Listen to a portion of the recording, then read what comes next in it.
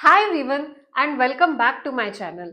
My name is Nikita and I bring useful tips and tricks that can help you take a step closer to the industry. And as a part of the 0 to 1 series, we will be today focusing more about the RRK related interviews which are usually asked if you are interviewing for a TPM position in the industry. And if you missed watching my previous video where I spoke more about the eligibility criteria that you need to tick off to apply for a TPM position and some tips that I shared around what you need to include in your resume, then go watch the video that I'm linking in the description below right after this video so that you don't miss out on the important information that I have shared in the previous video. By the way, if you're new to this channel or if you missed subscribing to my channel before, please subscribe to my channel. It does motivate me to bring more such useful tips and tricks for you in the future. Alright, now let's get into the topic around RRK interviews for a TPM position. Now, RRK interviews are typically focused towards understanding the candidate's knowledge towards program management as well as engineering concepts, specifically if you're applying for a TPM position.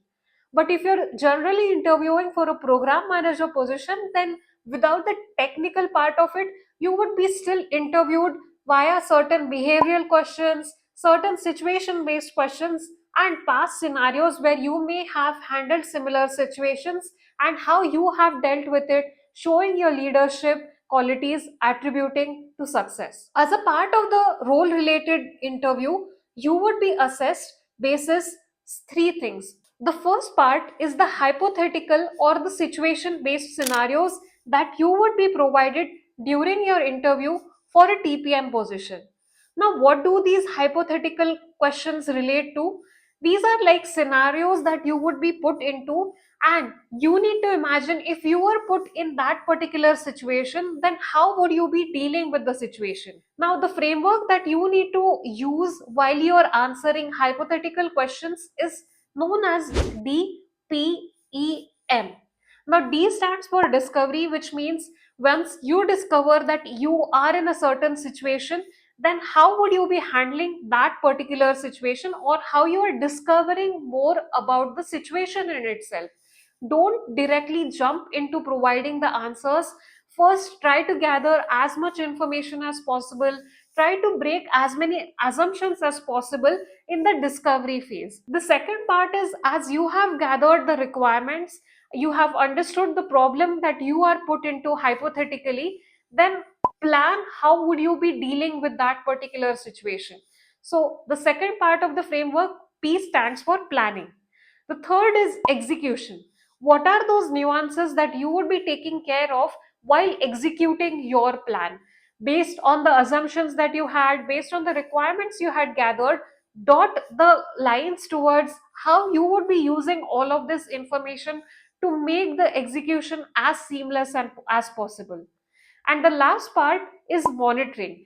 M stands for monitoring, where you will be talking or you would be focusing more about once you have executed the plan, how would you be monitoring the results?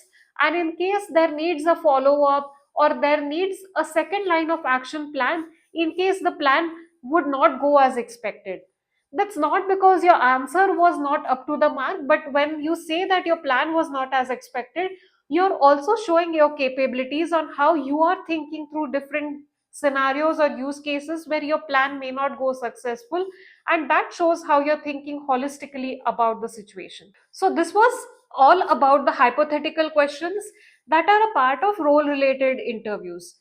Now the second part that they will be assessing you is more on past experiences or more about situation based, where you have been in a certain situation and how you have dealt with those particular situations. To answer these type of interview questions, always use the star method. I have done a detailed video in the past talking about how can you use star method in all your communications. Do watch that video, as I will be linking that video in the description below. But talking more about situation based questions, go through understanding the situation first. What are the tasks that you took to address the situation? What was the actions that were associated with the tasks that you took? and then what was the results or the outcome of the plan that you executed in the particular situation that you had handled previously. And the third thing is domain expertise. In this particular portion of your interview, they would be asking you questions about your particular domain, on how you understand your domain better and how you can wisely make decisions that benefit the project you would be allocated to. For example, they may ask you, what is a critical path in your project and how do you determine that for your respective project? Then you need to use the star method. Try to understand, is the interviewer actually trying to question you more about a particular critical path for a particular project? What are those different scenarios you need to assume? And if your interviewer is not giving you or letting you understand any assumptions, then you can specify or clarify, these are the assumptions you are making for you to actually explain to the interviewer on the particular holistic situation you are a part of, or the project that you're part of, and how you would be determining critical path for that project. The second thing under domain expertise that they will be assessing you for is your understanding about, for example, metrics. How do you determine what are the top level metrics for your project to become successful? Again, this is more about your understanding. For example, they ask you for a cloud project, how do you determine success? So you would be getting into the depth and you would be talking more about understanding the project better, why the project is run from a business perspective, and then gathering the top metrics, both that engineering cares about and product cares about, and then giving the answer back to your interviewer, separating from what are the top metrics that product cares about and what are the metrics that engineering cares about. All right. So this was all about role related questions that you would be interviewed for a TPM role.